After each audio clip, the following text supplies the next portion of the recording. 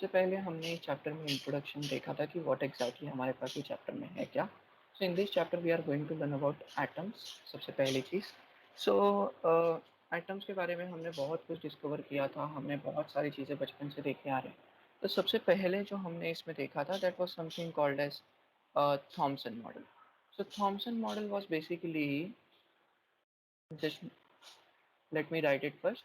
Thompson model, so Thomson model में क्या हुआ कि सबसे पहले सर जे थॉमसन ने इलेक्ट्रॉन का डिस्कवरी किया एंड लेटर ही फाउंड आउट कि हमारा जो मॉडल है वो कुछ इस प्रकार दिखेगा।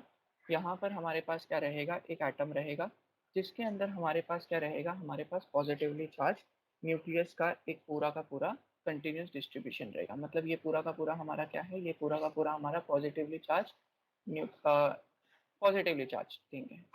ओके, सो ये हमारा एटम का पूरा पॉजिटिव चार्ज है और इसके ऊपर उन्होंने कहा कि इसके ऊपर हमारे इलेक्ट्रॉन्स या फिर हमारे जो नेगेटिव चार्जेस है वो इसके ऊपर एम्बेडेड रहेंगे। So such kind of model is called as Thomson model. So Thomson model is a model where हमारे पास क्या रहेगा, पॉजिटिवली चार्ज का सी रहता है काइंड ऑफ, जिसके ऊपर नेगेटिवली चार्ज एम्बेडेड रहते हैं। So it was a very good model, but it was not having much of the scientific thing. That's why it was rejected. And then came something called as Rutherford model. So basically Rutherford model में क्या हुआ, Rutherford model जो था हमारा, it was proposed by of course Rutherford. So what was proposed, सबसे पहले हम यहाँ पर एक एक्सपेरिमेंट देखेंगे। सो एक्सपेरिमेंट का यहाँ पर नाम जो है वो है ग्रिग्नर Marsden experiment. So you will go through the experiment, you will come to know the experiment is known as GIEGER Marsden experiment. So Geiger Marsden experiment में क्या है, बेसिकली हम यहाँ पर एक सोर्स लगाते हैं अल्फा पार्टिकल का। हमारे पास अल्फा पार्टिकल का सोर्स रहेगा और हमारे सामने स्क्रीन रहेगी। सो यहाँ पर बेसिकली हमारे पास अल्फा पार्टिकल का सोर्स है और हमने जिससे कुछ दूरी पर हमने स्क्रीन लगाया है। This screen is of zinc sulphide. इसके अलावा यहाँ पर बीच में जो है हमारे पास गोल्ड फॉइल रहेगा। तो यहाँ पर हमारे पास गोल्ड फॉइल रहेगा, maybe it is not visible, so I will just write it with shape that will be visible. So यहाँ पर हमने गोल्ड फॉइल रखा है। सो क्या होगा, यहाँ पर अल्फा पार्टिकल इस सोर्स से आएंगे एंड इससे टकराएंगे। सो अल्फा पार्टिकल के आने का डायरेक्शन ये है और यहाँ पर ये जो सोर्स है ये हमारा बेसिकली यहाँ पर बिस्मथ है। सो अल्फा पार्टिकल क्या होते हैं, अल्फा पार्टिकल का मास नंबर 4 होता है, एटॉमिक नंबर 2 होता है। मतलब इसके पास 2 प्रोटॉन और 2 न्यूट्रॉन होते हैं। इसके अलावा alpha particles are always positively charge, क्योंकि इसके पास क्या है, नेगेटिव चार्ज नहीं है और इसका एटॉमिक मास नंबर 4 है और एटॉमिक नंबर 2 है। Alpha particles are also called as helium nucleus. हम इसे हीलियम न्यूक्लियस भी बोलते हैं बिकॉज इसका हीलियम न्यूक्लियस अगर हम देखें तो हीलियम न्यूक्लियस का एटॉमिक नंबर 4 होगा, एटॉमिक मास नंबर 2 होगा, बट हीलियम न्यूक्लियस के पास इलेक्ट्रॉन्स नहीं होते बिकॉज वो न्यूक्लियस है और इलेक्ट्रॉन न्यूक्लियस के बाहर होते हैं। सो यहाँ पर उन्होंने अल्फा पार्टिकल्स को एमिट किया एंड यहाँ पर हमारे पास गोल्ड फॉइल था। तो अब ये अल्फा पार्टिकल इससे टकराने के बाद इनका क्या हुआ, कुछ तो स्कैटरिंग हुआ। स्कैटरिंग कैसा हुआ, कुछ यहाँ गए, मैक्सिमम सीधे चले गए, मैक्सिमम सीधे चले गए, बहुत ही रेयरली कोई था जो पीछे आया। डिफ्लेक्शन कुछ इस तरह भी हुआ, कुछ इस तरह भी हुए। तो यहाँ पर हर डायरेक्शन में डिफ्लेक्शन हुआ और इस डिफ्लेक्शन को ऑब्जर्व करने के लिए हमने यहाँ पर डिटेक्टर लगाया हुआ था। So basically this is our detector.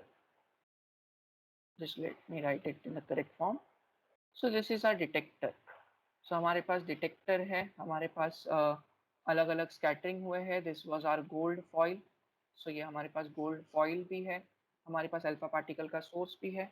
तो इस बेसिस पे इन्होंने यहाँ पर क्या कंक्लूड किया, on the basis of this experiment हमें ये पता चला कि न्यूक्लियस जो है वो पॉजिटिवली चार्ज है। न्यूक्लियस के अंदर हमारे पास पॉजिटिव चार्जेस होते हैं and nucleus is very heavy. Around 99% mass of atom is concentrated in the nucleus. तो न्यूक्लियस इज वेरी हैवी। इसके अलावा nucleus is very very very small. Nucleus is very very small. अब ये कितना छोटा हो सकता है इसका अंदाजा हम लगा सकते हैं। अगर हम एक एटम की बात करें तो एटम का साइज आता है लगभग 10⁻⁻10 मीटर के अराउंड। हाइड्रोजन एटम का अगर हम साइज देखें तो 10⁻⁻10 मीटर के अराउंड उसका साइज होता है। और अगर हम न्यूक्लियस का साइज देखें तो 10⁻⁻15 मीटर के अराउंड होता है। तो अगर हम यहाँ पर देखें तो इन दोनों के बीच में 10⁻5 मीटर का गैप है। इसका मतलब 1 के बाद 5 जीरो।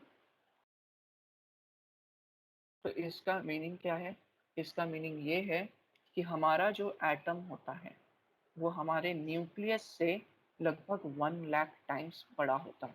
तो मतलब अगर आप इमेजिन कर सकते हो तो अगर यहाँ पर न्यूक्लियस है तो इससे 1 लाख गुना दूर हमारा इलेक्ट्रॉन होगा, बिकॉज एटम का साइज तो इलेक्ट्रॉन और न्यूक्लियस से ही डिफाइन होता है। सो ये जो हमारा रिलेशन है ये बहुत ही इंपॉर्टेंट आता है। This was on the basis of Rutherford experiment.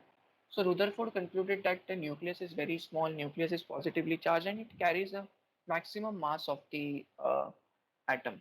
इसके अलावा अगर हम एक ग्राफ देखें स्कैटरिंग का, जो हमारा स्कैटरिंग का ग्राफ है, अगर हम उसे ऑब्जर्व करें तो अगर मैं यहाँ पर अलग अलग डिस्टेंसेस के लिए देखूँ और अलग अलग एंगल देखूँ, तो यहाँ पर अगर मैं देखूँ, यहाँ पर अगर समझो मैं यहाँ पर लिखता हूँ number of particles detected, number of scattered particles detected. तो यहाँ पर number of scattered particle detected और यहाँ पर मैं लिख लेता हूँ स्कैटरिंग एंगल।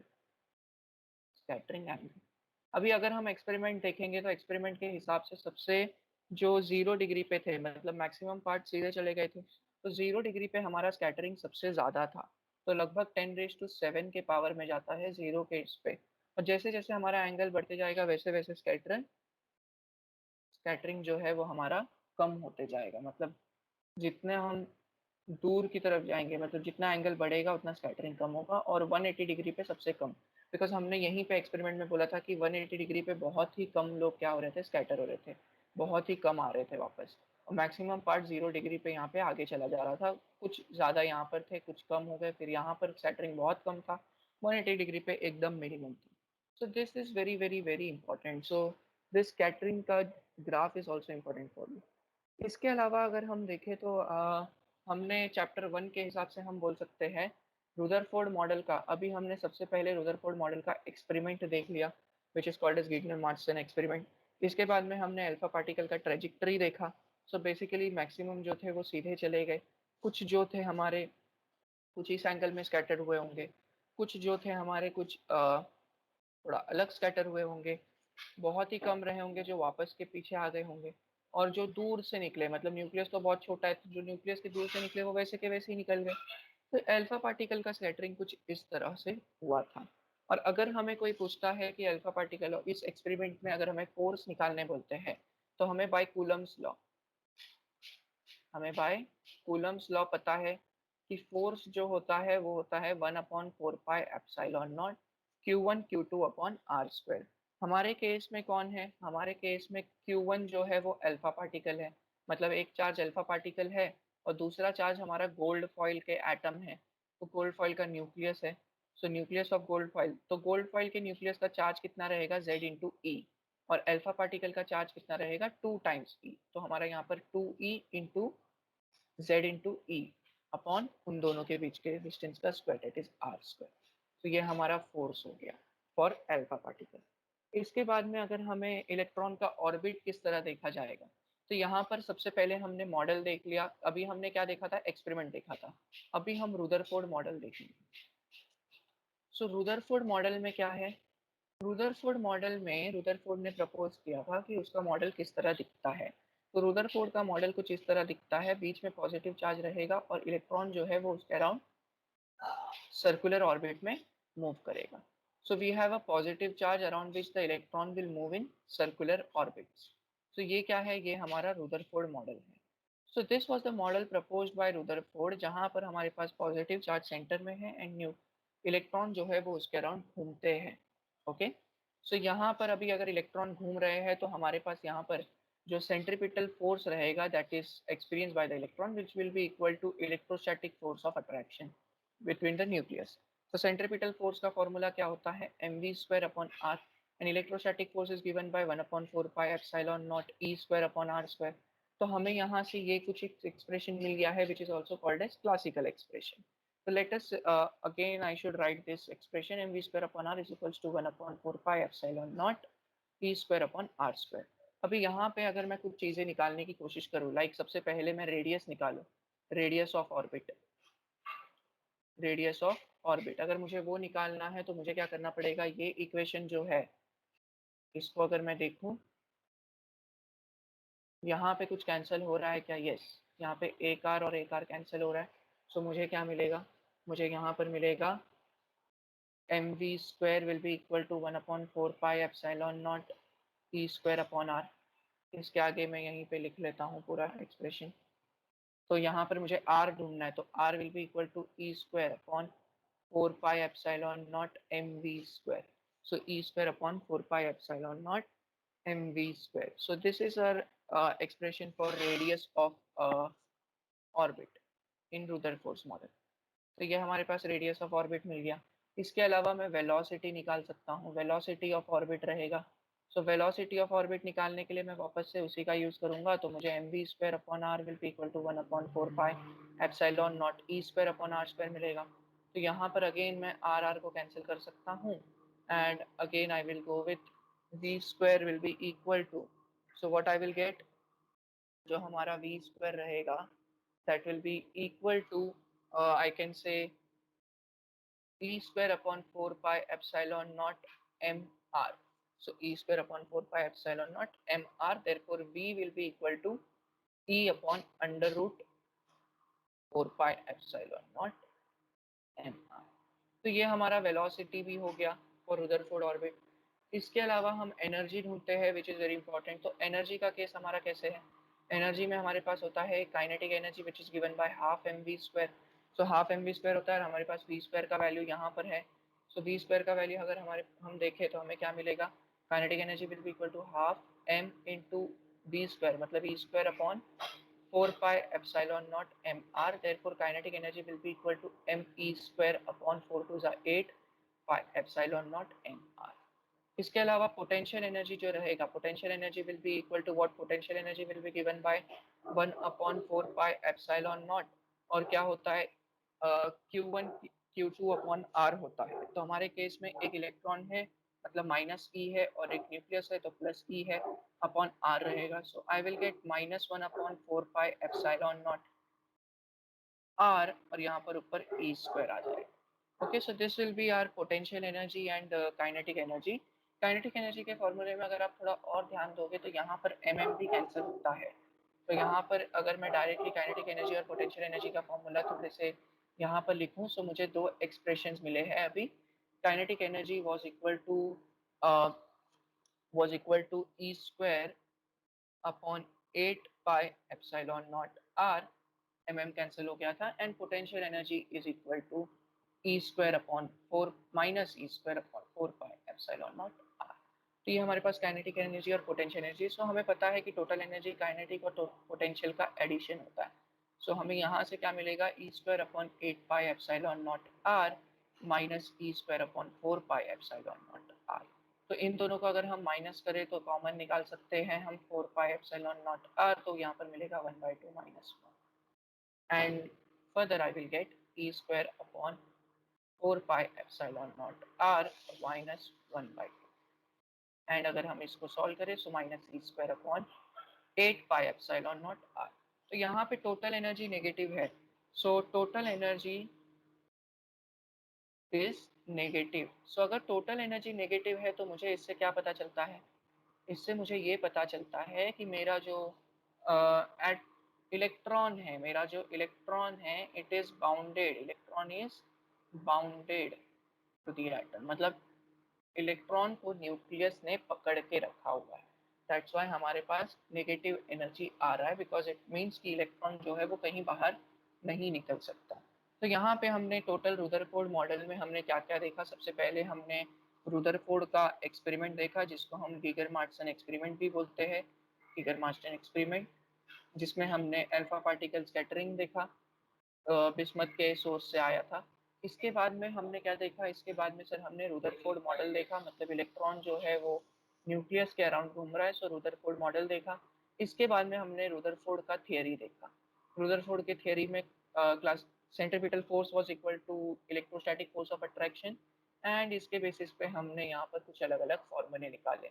सो यहाँ पर हमने रुदरफोर्ड का कैलकुलेशन देखा, so we can go with that. So यहाँ पर सबसे मेन हमने क्या क्या निकाला, हमने रेडियस निकाला, हमने वेलोसिटी निकाला, हमने काइनेटिक एनर्जी निकाला, पोटेंशियल एनर्जी निकाला एंड टोटल एनर्जी निकाला।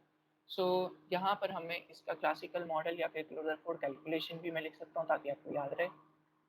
And now what was the drawback. सबसे मेन चीज़, ये मॉडल के पास क्या कोई ड्रॉबैक था, और अगर हाँ तो वो ड्रॉबैक क्या था।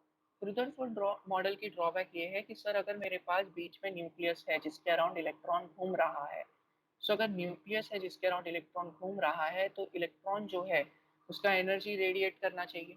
मतलब अगर कोई आदमी या फिर कोई भी इंसान काम कर रहा है तो उसको क्या करना चाहिए, उसके यहाँ से कुछ तो एनर्जी उसका वेस्ट होना चाहिए या फिर निकलना चाहिए।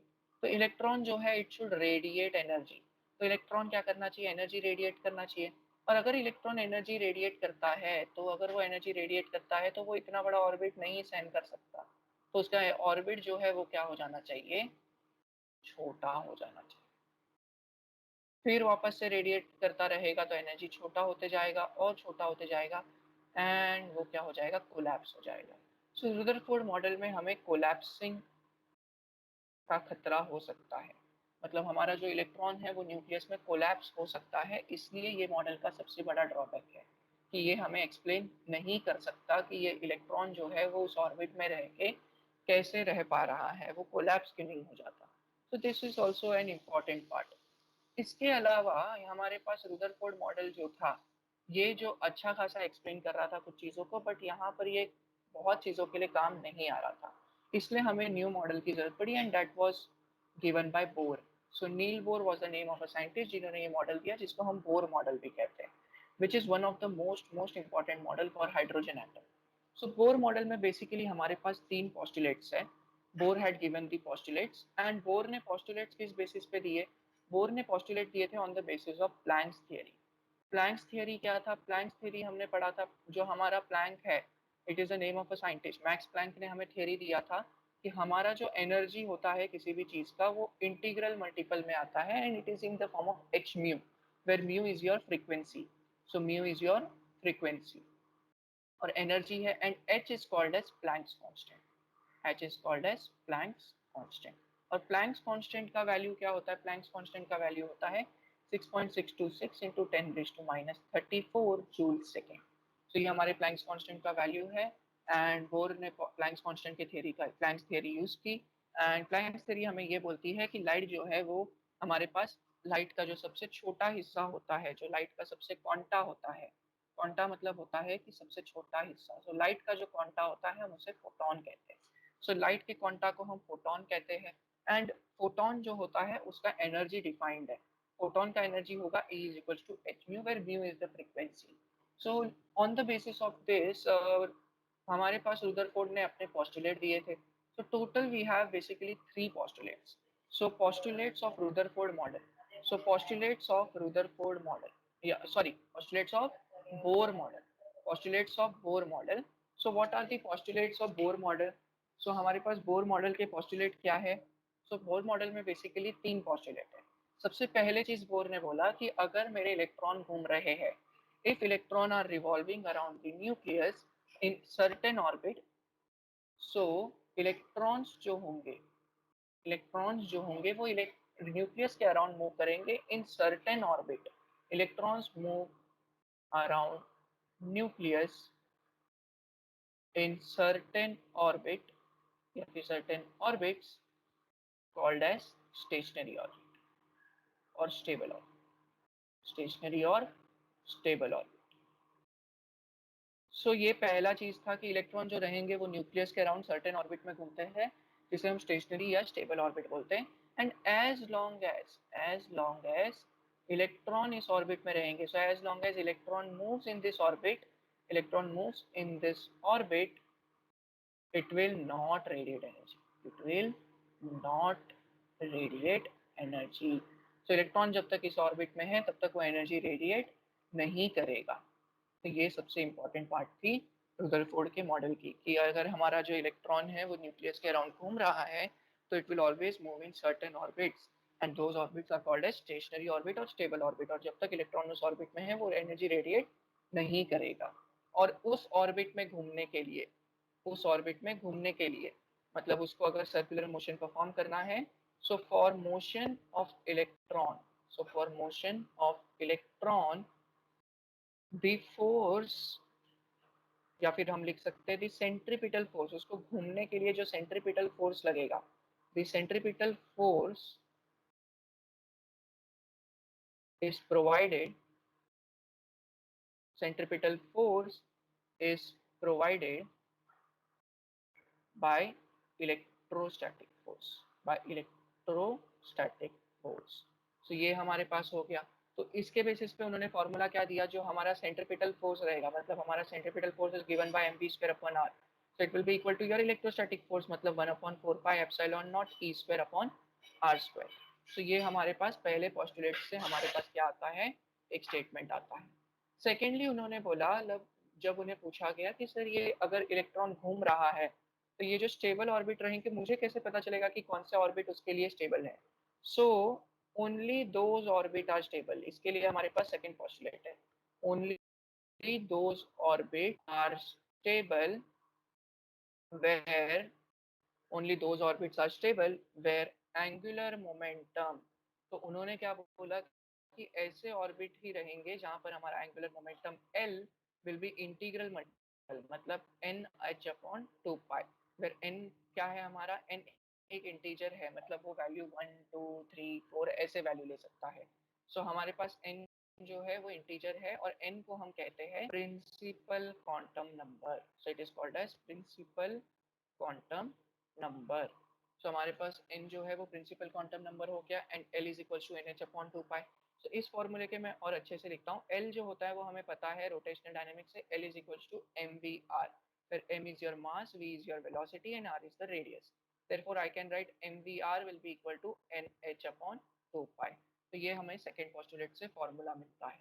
इसके बाद में लोगों ने अगर पूछा कि सर यहाँ पर हमारा इलेक्ट्रॉन रेडिएट कब करेगा, फिर एनर्जी रेडिएट कब करेगा, तो उन्होंने कहा इलेक्ट्रॉन तभी एनर्जी रेडिएट करेगा जब वो किसी एक ऑर्बिट से दूसरी ऑर्बिट की तरफ जाता है।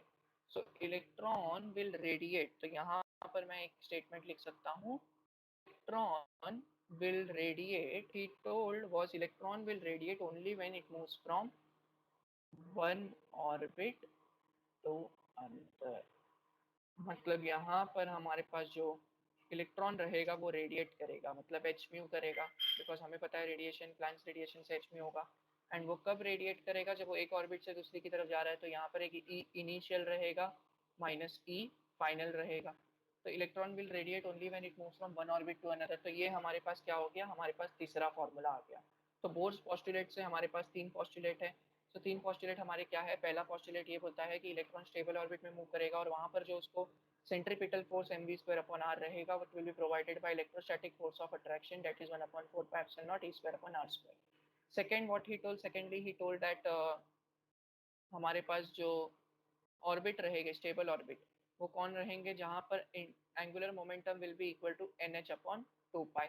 उसके बाद में थर्ड उन्होंने बोला कि इलेक्ट्रॉन तभी रेडिएट करेगा, मतलब एच म्यू करेगा, जब वो इनिशियल से फाइनल में जाएगा, मतलब वो जब वो दो ऑर्बिट के बीच में मूव करेगा, तो एक ऑर्बिट से दूसरे ऑर्बिट में जाएगा, तभी हमारे पास क्या होगा, एनर्जी का रेडिएशन हमें दिखाई देगा। So this was about Bohr's postulate.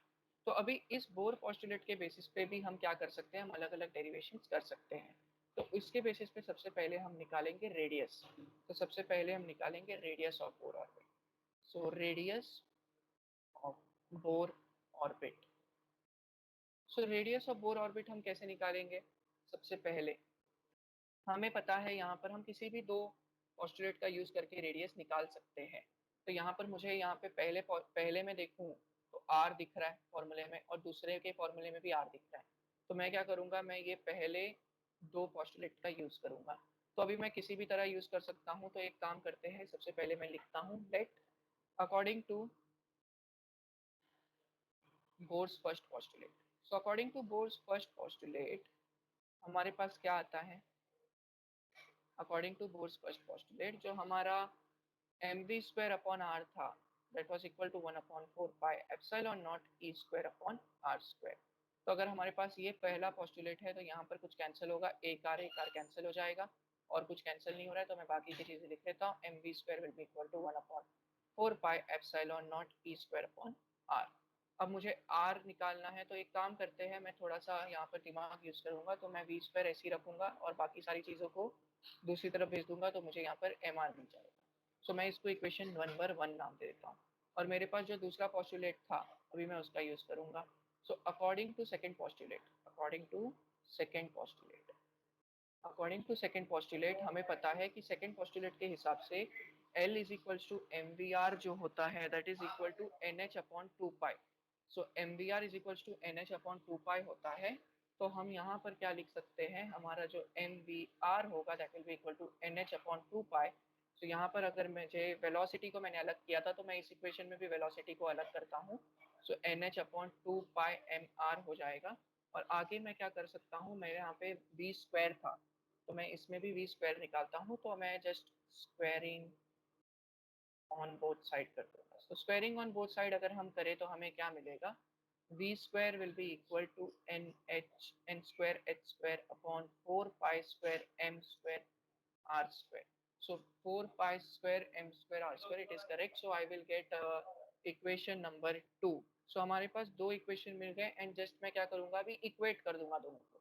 So equate equation 1 and 2। So equate कर दूंगा इक्वेशन 1 एंड 2 को। So what I will get, equation 2 का तो मुझे यहाँ पर दिखाई दे रहा है N square H square upon 4 pi square M square R square. और इक्वेशन 1 से मुझे क्या मिला, इक्वेशन 1 से मुझे मिला है 1/4 pi epsilon naught E square upon M are.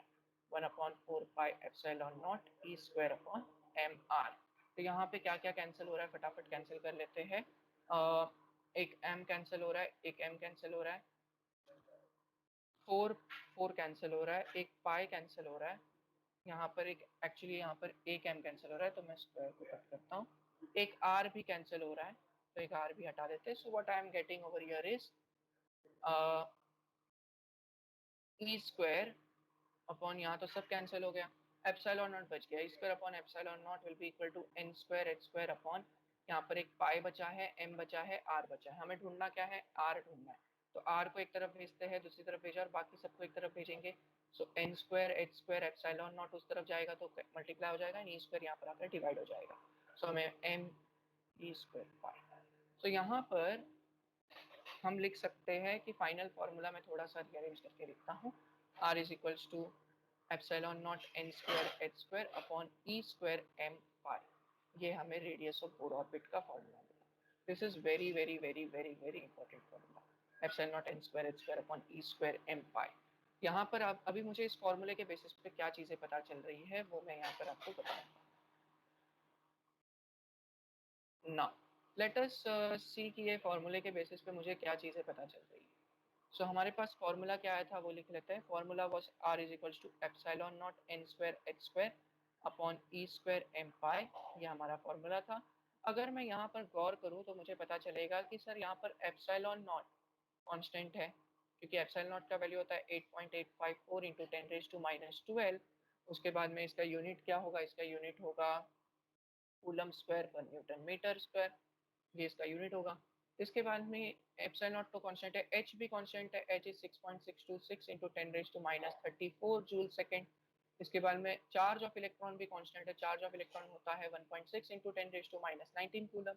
इसके बाद में मास ऑफ इलेक्ट्रॉन भी कांस्टेंट है 9.1 इंटू 10⁻31 केजी। इसके बाद में पाई भी कांस्टेंट है विद द वैल्यू 3.14। तो अगर आप इन सारी चीज़ों का वैल्यू सब्स्टिट्यूट करें तो मुझे यहाँ पे पता चलता है कि सर मेरे पास यहाँ पे बहुत सारी चीज़ें कांस्टेंट है और वो बहुत सारी चीज़ें कौन है, वो है epsilon naught H square upon E square M pi. This is constant तो इसका वैल्यू मुझे पता होना चाहिए।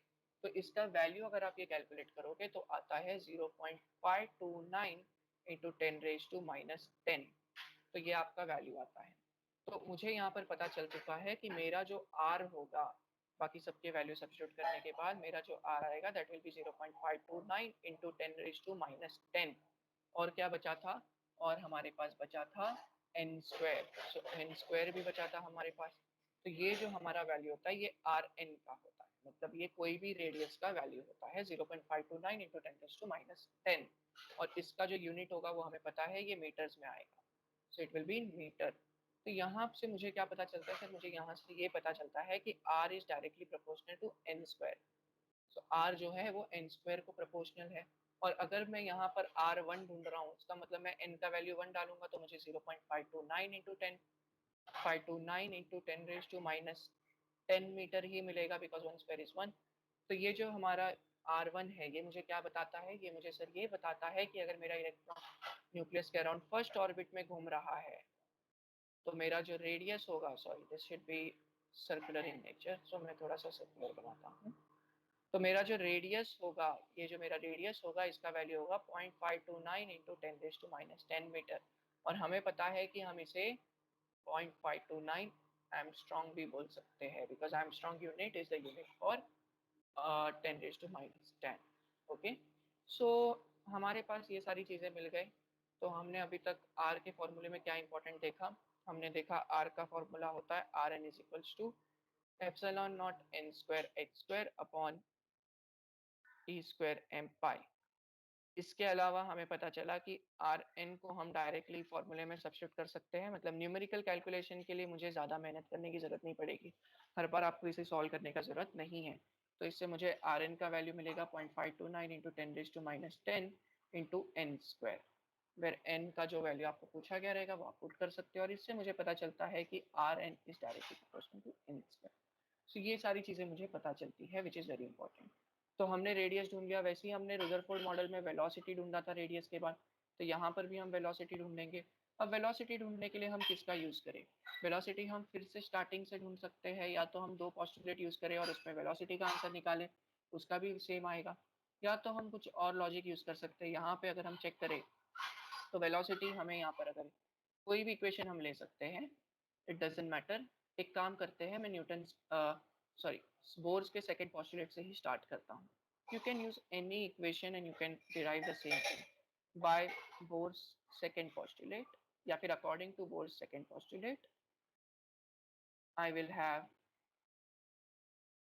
एल, जो था पोस्टुलेट मैं याद दिला रहा हूँ, it was equal to NH upon 2 pi, and मुझे यहाँ पर पता चलेगा M V R is equal to NH upon 2 pi. तो मुझे क्या निकालना है, velocity. So my velocity will be equal to NH upon 2 pi M are.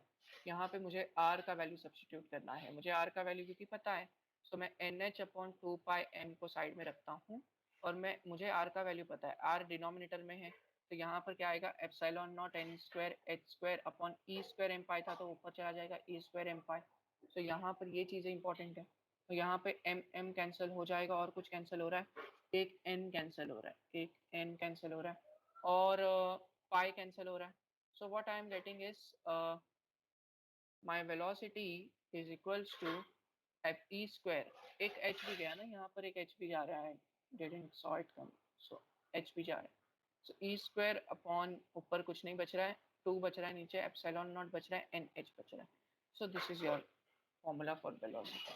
अब वेलोसिटी का भी हमें फॉर्मूला मिल गया। अगेन यहाँ पर ई जो है उसका वैल्यू 1.6 इंटू 10⁻⁻19 कूलम है, 2 हमारा कांस्टेंट है, एप्सिलॉन नॉट का वैल्यू हमारा जो होता है वो वो होता है 8.854 इंटू 10⁻12, सो 8.854 इंटू 10⁻12, और यूनिट क्या होगा हमारा, अगेन यूनिट होगा कूलम स्क्वायर पर न्यूटन मीटर स्क्वायर।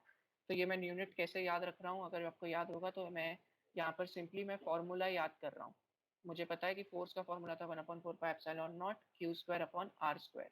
तो यहाँ पर जो मेरा एप्सिलॉन नॉट का यूनिट ढूंढना है, तो एप्सिलॉन नॉट को एक तरफ भेजो, बाकी सबको दूसरी तरफ भेजो, F Q square upon R square. तो अभी मुझे पता है कि चार्ज का यूनिट न्यूमरेटर में कूलम स्क्वायर होगा, 4 पाई का तो कुछ यूनिट होता नहीं है, एफ का यूनिट न्यूटन होता है, और आर स्क्वायर का यूनिट मीटर स्क्वायर होगा। तो इस तरह से हम एप्सिलॉन नॉट का यूनिट फाइंड आउट कर सकते हैं। तो ये एक इम्पॉर्टेंट हो गया हमारे लिए।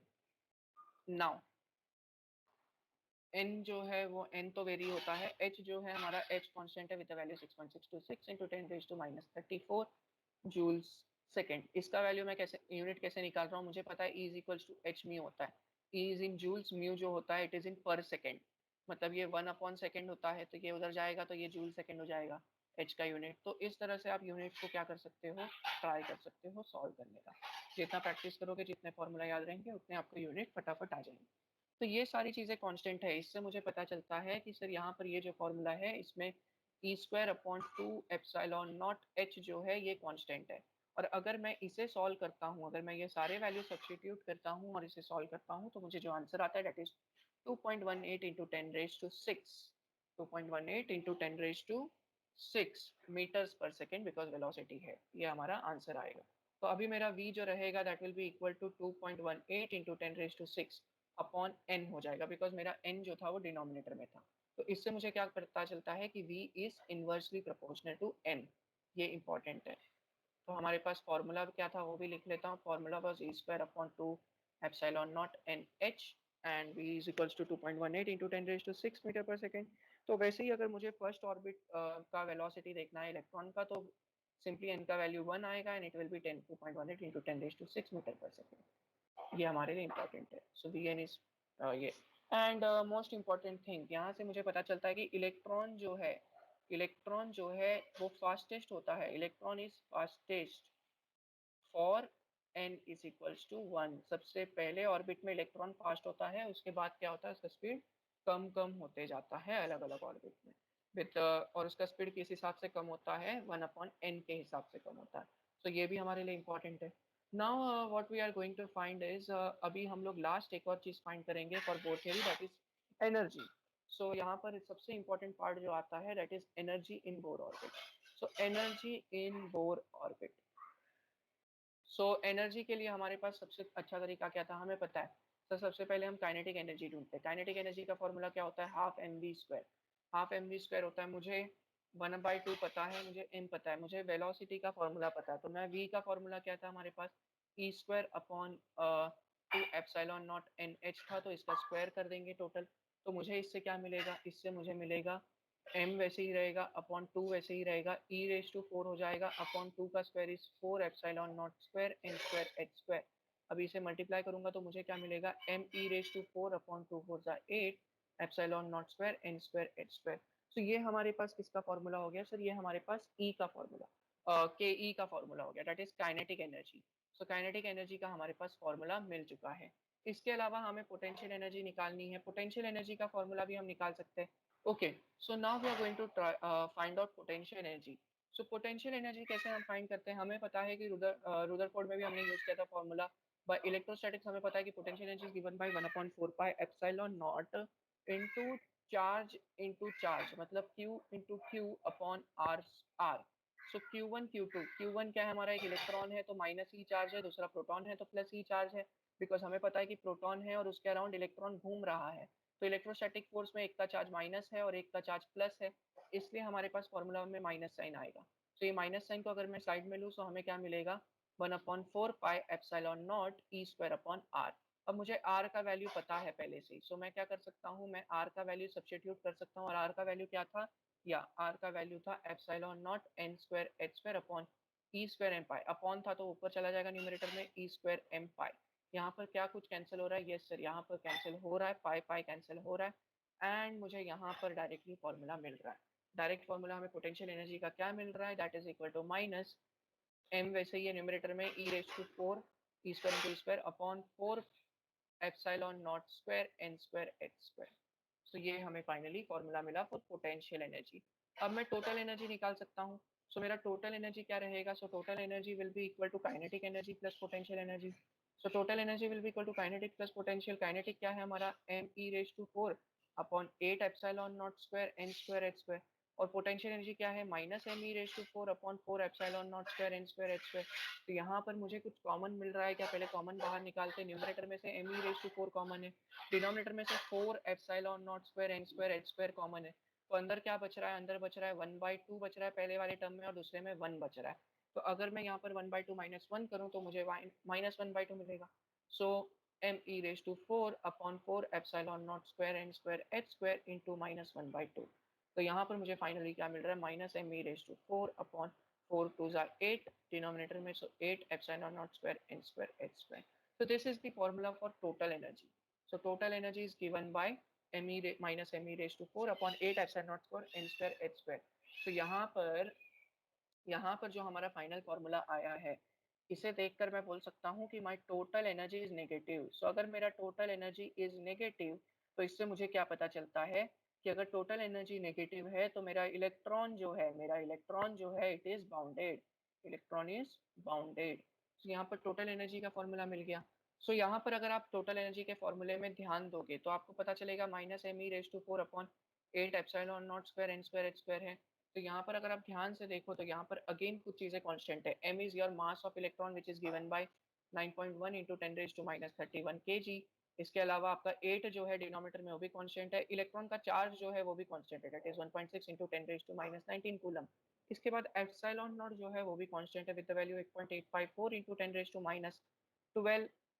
अगेन यूनिट क्या आएगा, या करेक्ट, कूलम स्क्वायर पर न्यूटन मीटर स्क्वायर। सो यहाँ तक मिल गया। इसके बाद में एच भी कांस्टेंट है, H is given bye 6.626 into 10⁻34 joule second. तो ये सारी चीजें कांस्टेंट है। तो मुझे यहाँ पर क्या पता चल रहा है सर, मेरे पास यहाँ पर m कांस्टेंट है, e⁴ कांस्टेंट है, 8 कांस्टेंट है, एप्सिलॉन नॉट स्क्वायर कांस्टेंट है, h स्क्वायर कांस्टेंट है। तो अगर मैं इसको सॉल्व करूँ, अगर मैं इसे सॉल्व करूँ तो मुझे इसका वैल्यू आएगा 13.6 इलेक्ट्रॉन वोल्ट। एक काम करते हैं, माइनस साइन को भी इस कांस्टेंट में इंक्लूड करते हैं, तो मेरा आंसर -13.6 इलेक्ट्रॉन वोल्ट होगा। सर अब ये इलेक्ट्रॉन वोल्ट क्या है, यहाँ पर मैं बोल्ड लेटर्स में लिख लेता हूँ, electron volt. Electron volt is the unit of energy। Electron volt is the unit of energy। सो हमेशा याद रखना है इलेक्ट्रॉन वोल्ट किसका यूनिट है, एनर्जी का यूनिट है। और इलेक्ट्रॉन वोल्ट और जूल के बीच का कन्वर्जन क्या है, 1 electron volt is equals to 1.6 into 10⁻19 joules. तो अगर मेरे पास 13.6 इलेक्ट्रॉन वोल्ट है, 13.6 इलेक्ट्रॉन वोल्ट है, तो मुझे क्या आंसर मिलेगा। सो अगर मेरे पास 13.6 ईवी है तो वो जूल्स में कितना हो जाएगा, तो वो जूल्स में कन्वर्ट करने के लिए मैं उसको सिर्फ क्या करूंगा, 13.6 इंटू 1.6 इंटू 10⁻19 से मल्टीप्लाई करूंगा। So I will get 21.76 into 10⁻19 joules. So ये जूल्स में आपका आंसर आ गया। सो बेसिकली मुझे ई के इसमें क्या मिला है, मुझे टोटल एनर्जी ई का फॉर्मूला मिला है, that is -me⁴ upon 8 epsilon naught square n square h square. Where हमारे पास बाकी सब कॉन्स्टेंट्स को कैलकुलेट किया तो मुझे आंसर आया -13.6 upon n square. This is in electron volt, इसका unit is in electron volt, और जूल का कन्वर्जन मैंने आपको बता दिया। सो मुझे इससे पता चलता है कि सर मेरा जो E है it is inversely proportional to n square. This is a very important relation, E is inversely proportional to n square. वैसे ही E1 जो रहेगा उसमें n का वैल्यू 1 सब्स्टिट्यूट करेंगे तो वो मुझे -13.6 EV मिलेगा। तो ये सारी चीज़ें हमारे लिए क्या है, ये सारी चीज़ें हमारे लिए बहुत ही ज़्यादा इम्पोर्टेंट है। तो अभी तक हमने जो जो देखे हैं मैं उसके बेसिस पे आपको बता देता हूँ हमने बोर मॉडल में क्या क्या किया है, वो एक क्विक रिविजन लेते हैं।